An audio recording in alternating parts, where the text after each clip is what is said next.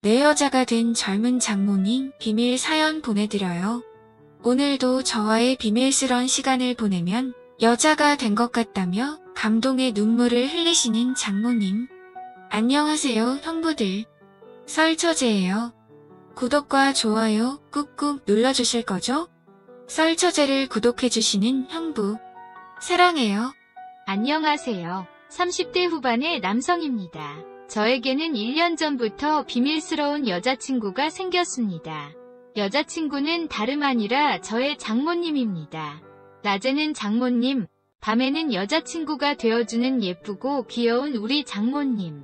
혹여나 이런 기쁨이 깨질까 친한 친구에게도 말하지 못하는 비밀. 임금님 귀는 당나귀 귀라고 외치고 싶어 썰처제에 사연 보냅니다. 저처럼 장모님과의 연애에 대해서 환상을 가지신 분들은 제 이야기를 보고 위안을 삼으시거나 아니면 장모님께서 촉이 보인다면 용기를 내어 도전해보세요. 저처럼 분명히 좋은 결과가 있을 거예요. 장모님과의 특별한 만남을 가질 수 있었던 저의 이야기를 하려면 아내를 만나게 되고 겪었던 일들에 대해 이야기를 먼저 시작해야 할 것 같아요. 저는 어려서 어머니를 여의고 아버지 밑에서 여동생과 함께 살았습니다. 집안이 어려웠던 저는 고등학교 졸업 후 대학 진학을 포기하고 일을 하다가 군대를 다녀왔습니다.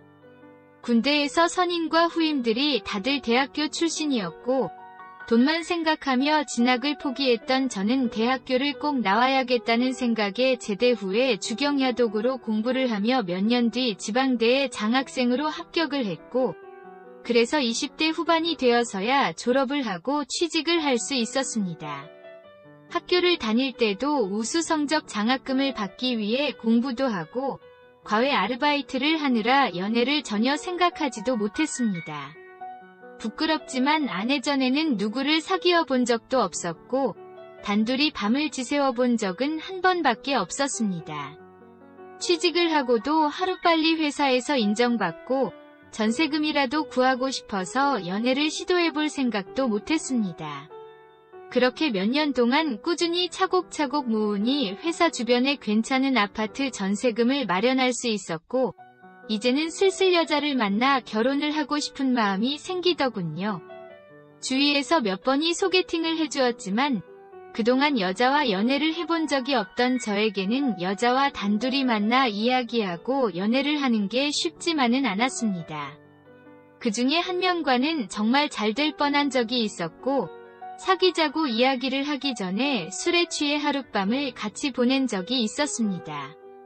그때 저는 동정이었는데 그녀는 저와 밤을 지샌 후 저와의 시간이 좋지 않았는지 그 후로 제 연락을 모두 차단하고 거부를 했습니다. 그때는 너무 가슴이 아팠지만 지금 와서 생각해보면 그 여성분의 마음이 이해가 갑니다. 제가 처음이라 전혀 하는 방법도 몰랐고 처음이라 그런지 정말 3분도 되지 않아 모든 게 끝나버렸기 때문입니다. 처음이 그렇게 비참하게 끝나자 그녀는 한숨을 쉬기도 했지만 어떻게 해서든 다시 살려보려고 갖은 노력을 해주었는데도 불구하고 그때의 저는 고개 숙인 남자였습니다. 술이 취해서 그런지 아니면 처음이라서 그런지 한 번 숙인 고개는 두 번 다시 들어지지 않았고 그렇게 그녀는 저를 떠나갔습니다. 그 이후로는 연애의 마음을 접고 독수리 오형제의 도움을 받으며 일과 퇴근 후 스스로의 위로의 시간을 갖는 세월의 연속이었습니다. 그렇게 몇 년이 지나고 제가 30 초반이 되었을 때 신입으로 입사한 아내를 보고 한눈에 반하게 되었습니다. 아내는 갓 졸업한 신입 여자 직원답게 얼굴도 예쁘고 귀엽고 애교도 많았고 선배들에게도 매우 잘하는 사회성을 지녔습니다. 그녀를 보면 볼수록 점점 빠져들게 되었지만 그 당시 아내는 대학교 때부터 사귀었던 CC인 남자친구가 있던 터라 제가 다가가지를 못했습니다. 우연한 계기에 남자친구의 사진을 봤는데 아내와 동갑이라서 그런지 어리면서도 키도 크고 잘생긴 친구였습니다. 10살 가까이 나이가 많고 키도 170cm 중반인 저와는 너무나도 차이가 많이 났습니다. 아내를 보면서 가지고 싶다는 생각은 매번 들었지만 잘생긴 골키퍼가 있는데 무작정 슈팅을 날릴 수는 없었습니다. 그냥 상냥한 선배, 좋은 선배로 이미지 좋게 그녀 옆을 맴돌았습니다. 그녀의 해맑은 미소를 보면 그녀의 옆자리에 제가 있고 싶다는 생각이 수백 번도 넘게 들었지만 그녀가 알면 부담이 될까 티를 내지 않으려고 무진장 노력을 했습니다. 가끔 그녀가 남자친구를 만나러 주말에 남자친구가 다니고 있는 출신 대학교 쪽으로 간다는 이야기를 들을 때면 아내와 남자친구와 함께 밤을 지샐 거라는 생각에 잠을 이룰 수가 없었습니다. 남자친구와 주말을 보내고 월요일에 출근을 한 아내의 다크서클과 피로한 모습을 보면 주말 동안 남자친구와 진한 사랑을 하고 왔음을 직감할 수 있었고, 그럴 때면 정말 질투가 났습니다. 질투가 날수록 아내를 갖고 싶었고, 그렇게 얼마 지나고 나서 저에게도 기회가 왔습니다. 그 당시 아내가 그 전과는 다르게 얼굴이 안 좋아지고 분위기가 많이 다운되어 있었습니다. 저는 아내의 기분을 좋게 하려고 그전보다 더 많이 잘해주려고 노력했고, 동료 여직원을 통해서 그 이유를 알 수 있었습니다. 얼마 전 아내는 남자친구를 놀래켜주려고 말없이 남자친구의 자취방을 찾았고, 그곳에서 한몸이 되어 있는 남자친구와 여성을 봤다고 했습니다. 그 여성은 아내도 알고 있던 같은 과후배로, 왠지 그때쯤 남자친구가 연락도 잘 안 되고, 예전 같지 않아서 관계를 회복하고자 하는 마음에 서프라이즈로 방문을 했는데, 남자친구가 바람을 피고 있는 현장을 발견하고는 큰 충격을 먹은 것이었습니다. 전 남자친구와의 이별로 힘들어하는 아내를 저는 옆에서 티나지 않게 보살펴 줬습니다. 회사에서 가벼운 회식이 있었는데 아내도 저도 술이 많이 취해 있을 때였습니다. 저도 그 당시에 무슨 용기가 났는지 아내에게 단둘이 술 한 잔 더 하자고 했고, 아내도 제 요청을 받아들여서 단둘이 술을 한 잔 더 했습니다. 그렇게 둘이 술을 마시고 정신을 차리고 보니 아침이었고, 그녀는 제 옆에서 잠들어 있었습니다. 침대와 이불 안을 살펴보니 어제의 일을 짐작할 수 있었고, 잠에서 깬 그녀는 매우 당황스러워하며 도망치듯 집에서 나가버렸습니다. 저는 정신이 들고 옆에서 자고 있는 그녀를 보고 이제 특별한 사이가 될 거라고 생각을 했는데, 그녀는 저와의 밤이 매우 당황스러웠나 봅니다. 그렇게 주말을 보내고 월요일에 출근을 했는데, 그녀는 제 인사에도 전혀 반응하지 않고 저를 피하는 모습만을 보였습니다. 그렇게 며칠간 그녀의 눈치를 살피다 따로 만나서 이야기를 하자고 했고, 따로 만난 그녀는 술이 취해 저질러버린 하룻밤이라면서 제가 전혀 맘에 들지 않고 저랑 사귈 마음이 전혀 없으니 잊어달라고 싸늘하게 말했습니다. 이제야 그녀의 남자친구가 될 수 있을 거라고 생각했는데, 그녀는 저와 여자친구가 될 마음이 전혀 없다고 했습니다. 제가 잘하겠다고, 정말 많이 사랑한다고 애원했지만 그녀는 저를 받아주지 않았습니다.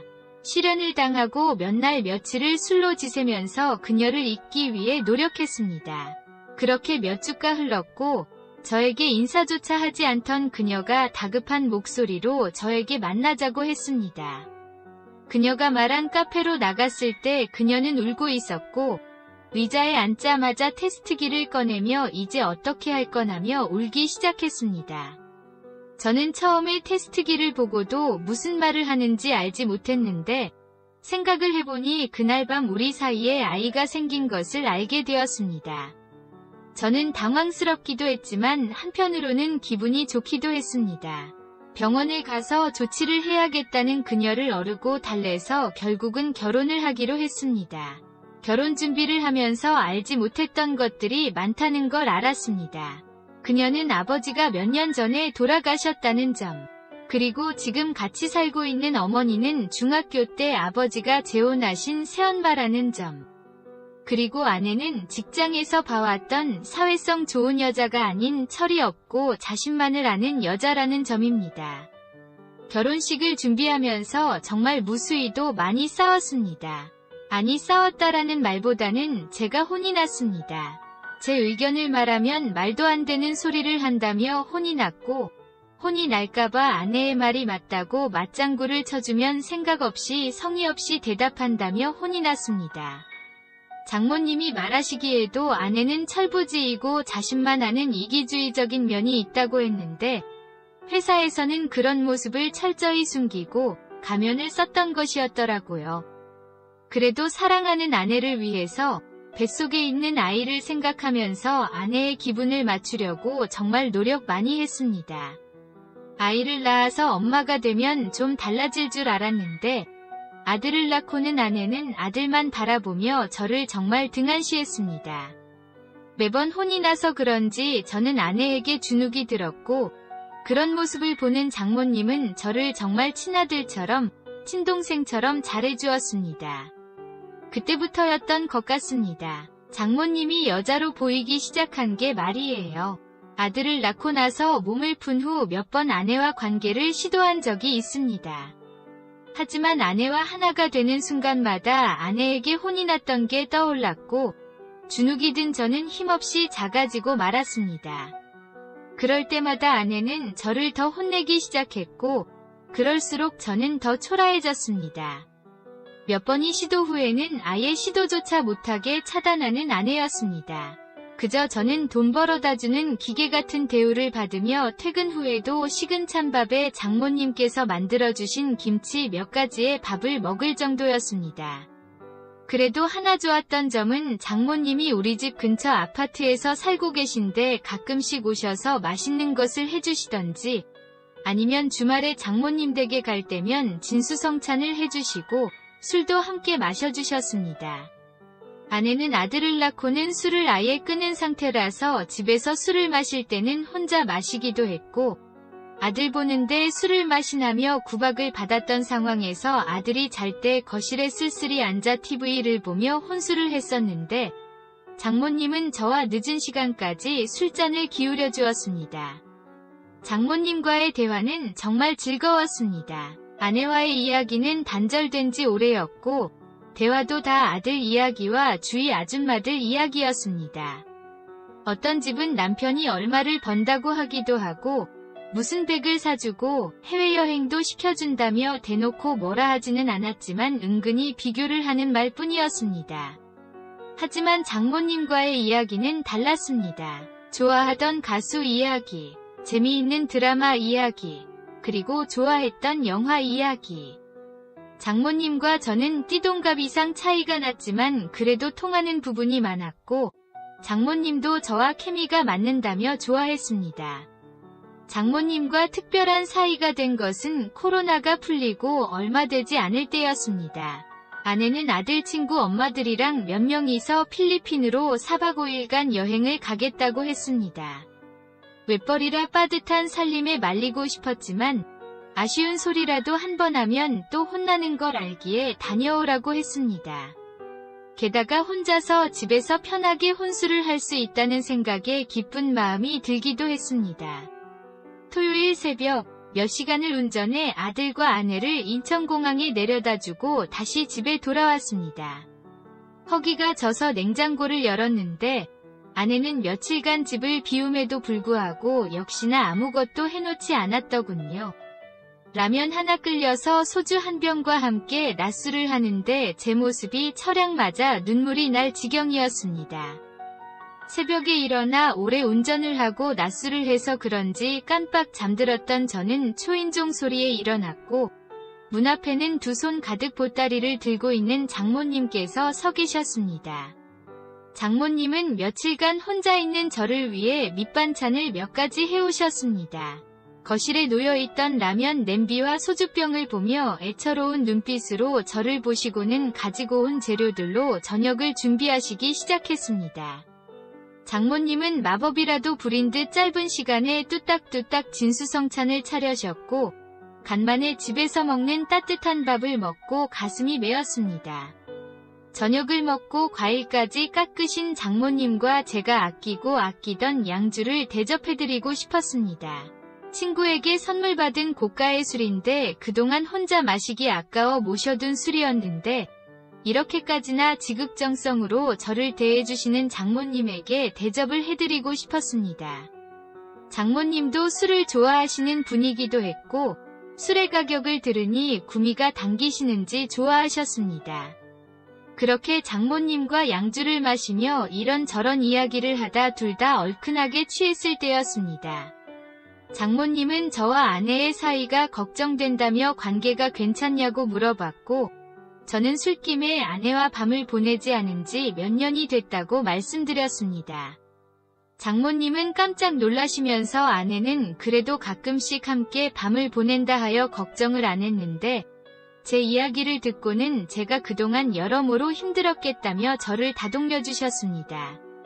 저도 장모님께 장인어른 보내고 적적하지 않으시냐고 물어보니 왜 안 그러겠냐며 그동안 추근대는 남자들도 많았고 몇 명과는 사귀기도 해보았지만 남자들은 다들 반만 생각하지 대화가 통하지 않아서 만남이 지속되지 않았다고 했습니다.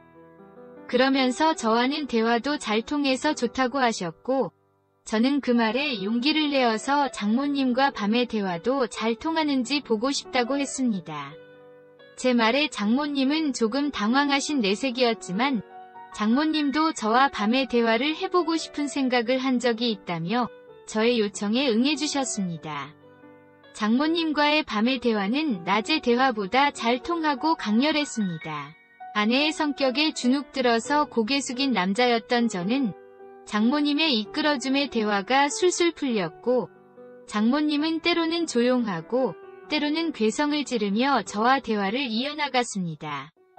장모님의 리드에 저는 제 실력을 발휘할 수 있었고 더 이상 저는 고개 숙인 남자가 아니었습니다. 자신감 넘치고 힘이 넘치는 대한민국의 건장한 30대 남성이었습니다. 그날 밤 장모님과 저는 밤이 새는지도 모르게 서로의 비밀스러운 부분까지도 꼼꼼하게 대화를 하였습니다. 장모님과의 대화를 마치고 저희 둘은 녹초가 되어 쓰러지듯 잠들었습니다. 다음날 해가 중천에 떴을 때 눈을 떴고 거실로 나가니 장모님은 또 거하게 점심상을 준비해 놓으셨습니다. 장모님은 처음에 저를 보고 소녀처럼 부끄러워하셨지만 어제 대화가 너무나도 잘 통했다며 오랜만에 정말 좋은 시간을 보냈다며 젊어서 그런지 제가 정말 최고였다며 치켜 세워주셨습니다. 저는 장모님의 음식을 먹는 동안에도 지난 밤이 떠올랐고 밤을 먹자마자 낮에도 다시 대화를 하기 위해 장모님의 손을 이끌었습니다. 장모님도 싫지 않은지 저의 대화 요청에 응하셨고 우리는 지난 밤보다도 행복한 낮의 대화를 했습니다. 월요일에 출근을 하고 나서도 장모님과 있었던 일들에 대해서 생각을 했고 용기를 내서 한 카톡에 장모님은 퇴근 시간에 맞춰서 집에서 기다리겠다고 했습니다. 퇴근을 하고 돌아오니 장모님은 음식과 술을 준비해 두셨고 우리는 부부처럼 저녁 식사를 하고 바로 대화를 하기 시작했습니다. 한 번이 밤에 대화를 해봐서 그런지 장모님과 저 사이에는 아무런 거리낌이 없었고 밤의 대화는 술술 잘 풀려나갔습니다. 아내와 아들이 돌아오기 전 매일 그렇게 장모님과 저는 행복한 시간을 보냈고 그렇게 장모님은 저의 여자친구, 저는 장모님의 남자친구가 되었습니다. 아내가 돌아온 후에도 시간이 나면 장모님 댁에 들러서 장모님과 밤의 대화를 나누고 있습니다. 장모님도 제가 보고 싶은 날에는 아내에게 반찬을 해놨다며 제가 퇴근할 때 들러서 가져가게 하셨고 저녁상을 차리기 귀찮은 아내는 아예 장모님 댁에서 저녁도 먹고 오라고 했습니다. 아내 덕분에 장모님과 대화를 할 시간이 많아졌고 일주일에 한 번 이상 많게는 3번 정도 장모님 댁에 들러서 장모님과 대화를 즐기고 있습니다. 장모님은 제 퇴근 시간에 맞춰서 저녁 밥상을 거하게 만들어주셨고 저는 밥을 먹자마자 장모님께 보상의 차원으로 속 깊은 밤의 대화 상대가 되어주고 있습니다. 이럴 때마다 장모님과 제가 마치 신혼부부가 된 것 같은 느낌이 듭니다. 저녁 식탁을 차려놓고 남편을 기다리는 아내가 되어버린 장모님. 그런 장모님이 사랑스러워 열정을 다해서 사랑해주고 싶은 사위. 요즘 장서 갈등이 많다고 하는데 우리는 장서 사랑을 나누고 있습니다. 아내는 장모님한테도 잘하기도 하고 이제는 더 이상 아내에게 조르지 않은 제가 마음에 드는지 전보다 저를 덜 혼내고 있습니다. 아내는 그냥 아들의 재롱을 보고 커가는 모습을 보면서 삶의 위안을 갖고 있는 듯 합니다. 저도 이전에는 아내에게 혼나며 남자구실 못하는 고개 숙인 남자였는데 장모님을 통해서 진정 남자가 된 것 같고 사랑을 갈구하는 본능도 해결할 수 있고 장모님의 본능도 해결해 줄 수 있어서 너무나도 좋습니다. 몇 년 이렇게 장모님과 밤의 대화를 나누다 보니 정말 궁합이 잘 맞는 게 느껴집니다. 사람들이 궁합거리는데 사실 그전에는 그런 거 잘 몰랐습니다. 그런데 장모님과 한번 관계가 형성되고 나니 역시 남녀 사이의 궁합이 존재하는 걸 알게 되었습니다. 장모님도 저와의 대화가 돌아가신 장인어른을 포함한 여태껏 만났던 남자들과의 밤의 대화보다 잘 통하고 간절하다며 제가 며칠간 못 올 때는 저와 대화를 할 생각만 하며 몸이 근질끔질하다고 하십니다. 장모님과 오래오래 함께 대화를 나누고 싶습니다. 장모님, 사랑합니다. 구독과 좋아요 꾹꾹 눌러주실 거죠? 썰처제를 구독해주시는 형부. 사랑해요.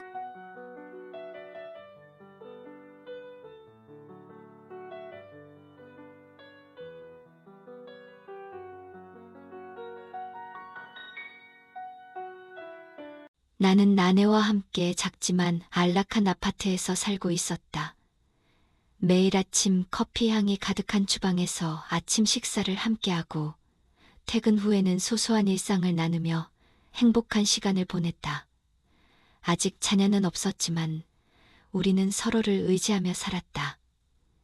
그러던 어느 날 평소와 다름없이 퇴근 후 집에 돌아왔을 때 전날까지도 다정하게 웃으며 반겨주던 아내가 갑자기 이혼을 요구했다. 이유는 내 수입이 부족하다는 것이었다. 이 뜻밖의 선언에 나는 한동안 말을 잃은 채 그 자리에 서 있었다.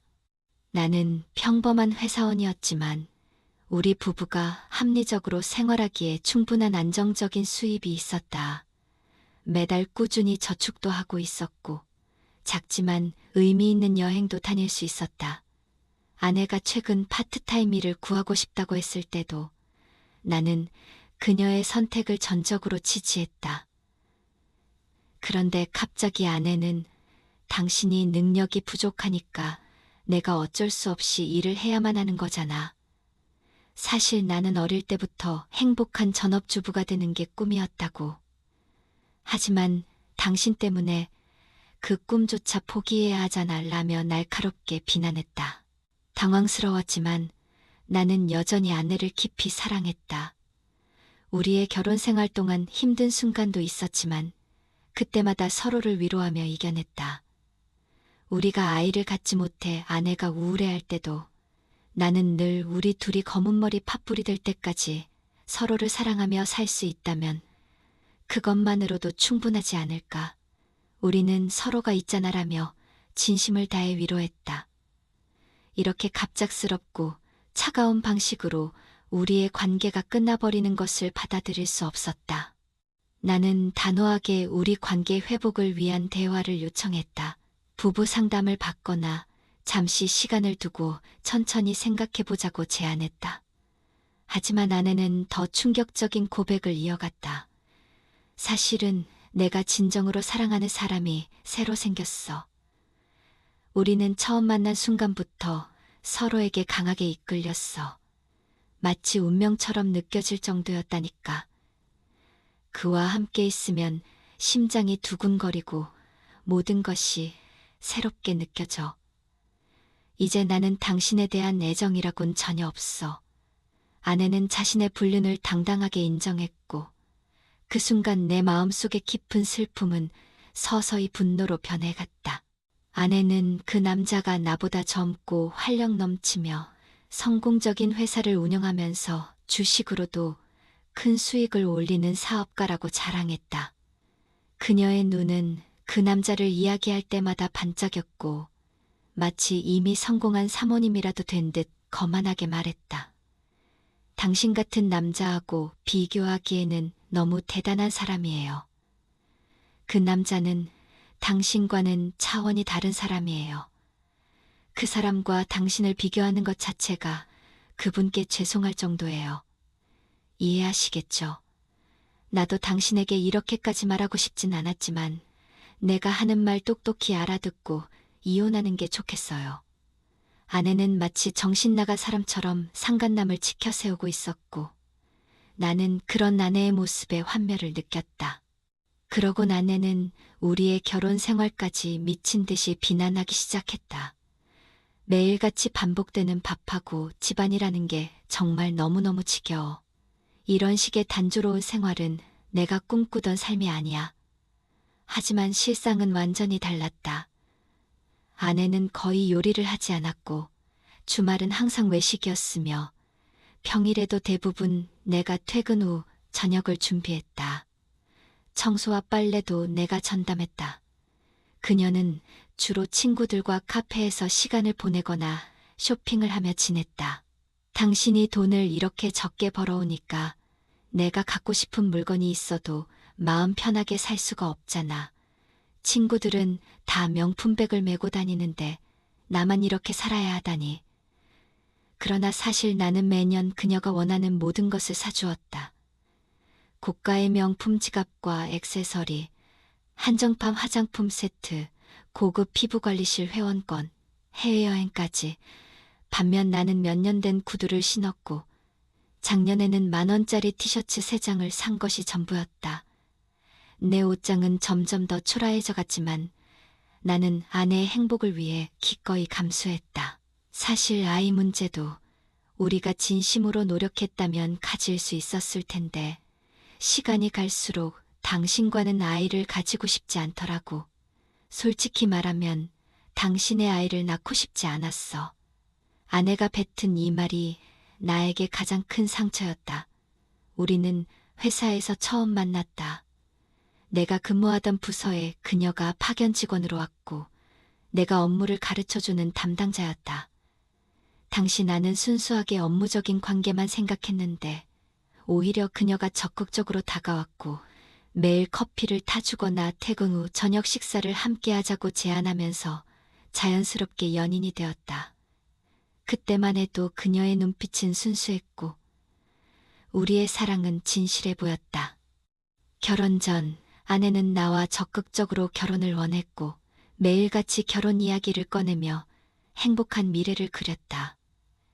나는 그녀의 진심 어린 요청과 순수해 보이는 마음에 감동을 받아 로맨틱한 프로포즈를 준비했고 그녀는 기쁨의 눈물을 흘리며 받아들였다. 하지만 결과적으로 이런 충격적인 상황에 직면하게 될 줄은 전혀 예상하지 못했다. 시간이 흐르면서 아내는 점점 더 거세게 나에 대한 불만과 모욕적인 발언을 이어갔고 나는 최대한 침착하게 그녀의 말 하나하나를 경청하려 노력했다. 그런데 내 차분한 태도가 오히려 그녀의 분노를 자극했는지 아내는 갑자기 테이블을 3개 내리치며 경멸이 가득한 목소리로 말을 이어갔다. 당신같이 돈도 못 벌고 능력 없는 남자의 얼굴을 보고 있자니 나까지 가난해지는 기분이야. 이런 사람과는 더 이상 살 수 없어. 곧 이혼서를 작성해서 보내줄 테니 기다려. 그리고는 한마디 말도 없이 단호하게 자신의 짐을 챙겨 친정으로 떠나버렸다. 그 순간 나는 말로 표현할 수 없는 큰 충격에 휩싸였지만 곧 이성적인 판단력을 되찾았다. 며칠 동안 깊은 고민 끝에 나의 결심은 더욱 확고해졌고 전문적인 흥신소에 의뢰하여 불륜남의 정확한 신상 정보와 결정적인 증거들을 수집하기로 했다. 철저한 조사 결과 놀랍게도 그 불륜남은 고등학교 졸업 이후 단 한 번도 제대로 된 회사를 다녀본 적이 없는 사람이었다. 흥신소의 상세한 조사 보고서에 따르면 그는 무려 20년이라는 긴 시간 동안 단 하루도 정직원으로 일한 적이 없는 무능력한 사람이었고 일용직이 일상인 사람이었다. 그의 가정은 평범한 중산층 가정이었을 뿐 그가 아내를 꼬실 때처럼 재벌가나 성공한 사업가, 집안과는 전혀 거리가 멀었다. 주식 투자로 엄청난 수익을 올린다는 것도, 유망한 사업가라는 것도 모두 뻔뻔한 거짓말이었다. 그는 단지 나이 드신 부모님의 노령연금에 의존해 살아가는 철저한 사기꾼에 불과했다. 물론 아내는 이런 충격적인 사실을 전혀 알지 못했다. 이토록 명백한 거짓말에 속아 넘어간 아내를 보며 나는 최종적인 결단을 내렸고 이혼을 진행하기로 확실히 마음먹었다. 설령 아내가 모든 진실을 알고 눈물로 호소하며 돌아온다 해도 나는 단호히 거절할 것이다. 흥신소에서 불륜남의 실체를 밝힌 상세한 정보를 받았을 때는 그 황당함에 실소가 나올 수밖에 없었다. 심지어 베테랑 흥신소 직원들조차 이렇게 한량한테 속아서 불륜까지 저지르는 특이한 사례는 처음이라면 놀라워했다. 얼마 후 아내가 보낸 이혼 서류를 받고 나는 곧바로 실력과 경험이 풍부한 이혼 전문 변호사를 신중하게 선임했다. 위자료 협상 자리에서 변호사가 최고액을 요구하자 아내는 승리를 확신하는 듯한 자신만만한 미소를 지으며 말했다. 금액이야 얼마가 되든 전혀 상관없어요. 어차피 그 남자가 전부 해결해 줄 거예요. 변호사는 이미 불륜남의 충격적인 진실을 모두 파악하고 있었기에 깊은 한숨을 내쉬었고 나는 묵묵히 상황을 지켜보았다. 아내는 넘치는 자신감으로 위자료 일시불 지급에 동의했고 모든 서류에 서명한 뒤 승리자처럼 당당하게 자리를 떠났다. 불륜을 저지른 것도, 이혼을 요구한 것도, 거액의 위자료 지급에 동의한 것도 모두 아내의 자발적인 선택이었기에 이혼 절차는 신속하게 마무리되었다. 위자료 지급일이 다가올 즈음 예상했던 대로 전 아내에게서 다급한 목소리로 연락이 왔다. 그 남자가 나한테 전부 거짓말을 한 거였어. 무슨 사장도 아니고 부자는 더더욱 아니었다고. 평생 한 번도 제대로 된 직장이 없었대. 나는 이미 모든 것을 알고 있었기에 담담하게 아, 그래라고 짧게 답했다. 전 아내는 분노와 후회, 절망감이 뒤섞인 목소리로 계속해서 말을 이어갔다. 그 자식이 뻔뻔하게도 내가 설마 진짜로 이혼할 줄은 몰랐다면서 오히려 자기가 당황스럽다고 하더라고.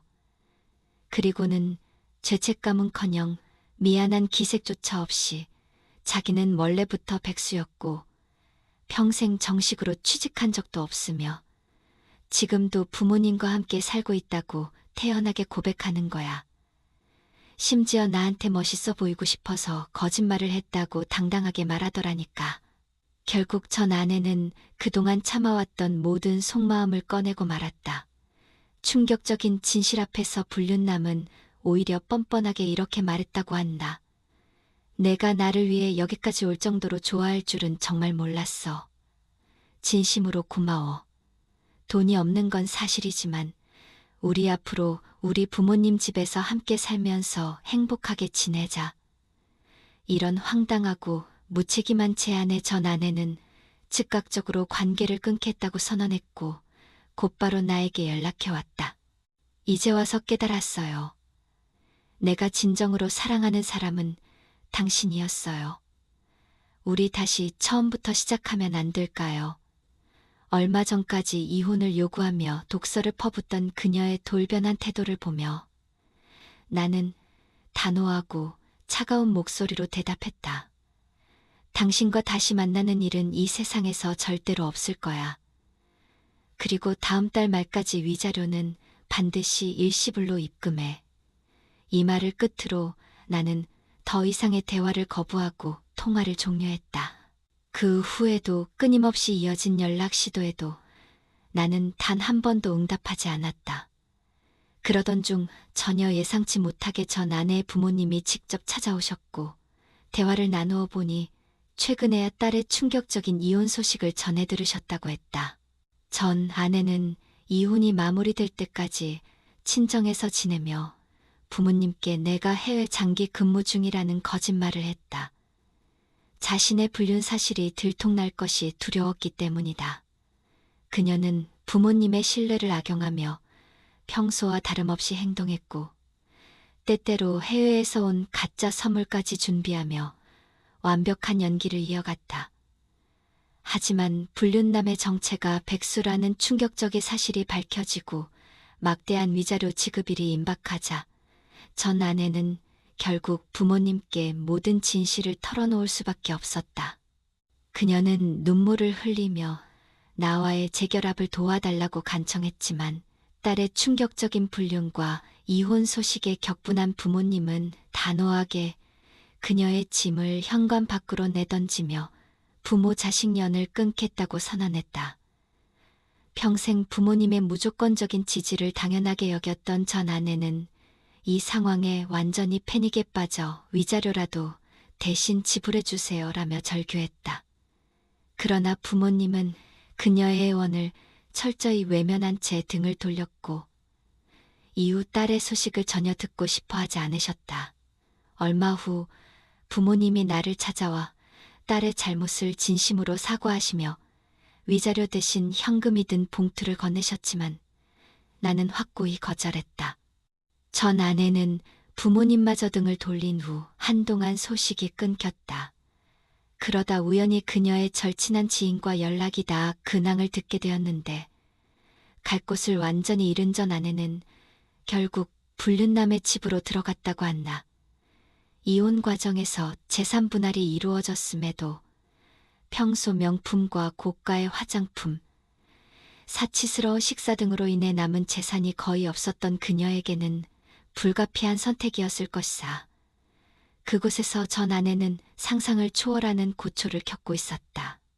동네에서 괴팍하기로 유명한 불륜남의 어머니는 그녀를 무상 가정부처럼 여기며 집안의 모든 허드레실과 거동이 불편한 시아버지의 간명까지 떠맡겼다. 매일 새벽부터 밤늦게까지 쉴 틈 없이 집안일에 시달려야 했고 불륜남의 어머니는 이제 집안일에서 완전히 해방되어 매일같이 친구들과 즐겁게 시간을 보내고 있다고 한다. 게다가 불륜남은 택배 배송, 신문 배달, 편의점 아르바이트, 공장 일용직 등 여러 일자리에 도전했으나 매번 일주일도 채 버티지 못하고 백수로 돌아왔다. 더욱 한심한 것은 집에서도 전혀 도움이 되지 않고 온종일 낮잠을 자다가 밤에는 게임만 하며 시간을 허비한다는 점이다. 심지어 전 아내가 힘들게 준비한 식사도 불평불만을 늘어놓으며 먹기를 거부하고 컵라면으로 끼니를 때우곤 했다. 전 아내는 매일 지인에게 전화해서 이 지옥 같은 곳에서 벗어나고 싶다며 눈물로 호소한다고 했다. 이 소식을 들으며 나는 전 아내에 대한 연민을 전혀 느끼지 않았다. 오히려 이 모든 상황이 통쾌하게 느껴졌고 그동안 쌓였던 배신감과 분노의 응어리가 한순간에 해소되는 듯했다. 얼마 후 위자료가 예정대로 입금되었고 곧이어 전 아내가 전화해서 사채까지 써가며 위자료를 마련했다며 다시 한 번만 기회를 달라고 애원했다. 하지만 나는 감정 없는 목소리로 당신이 불륜만 저지르지 않았어도 이런 일은 없었을 것이라고 단호하게 답했다. 전 아내는 아무 말도 하지 못했고 나는 망설임 없이 전화를 끊었다. 마침내 위자료 정산도 완료되어 모든 것이 끝났다는 안도감과 함께 단호하게 그녀의 번호를 완전히 차단했다. 오늘의 사연 어떠셨나요? 구독과 좋아요 부탁드려요. 감사합니다.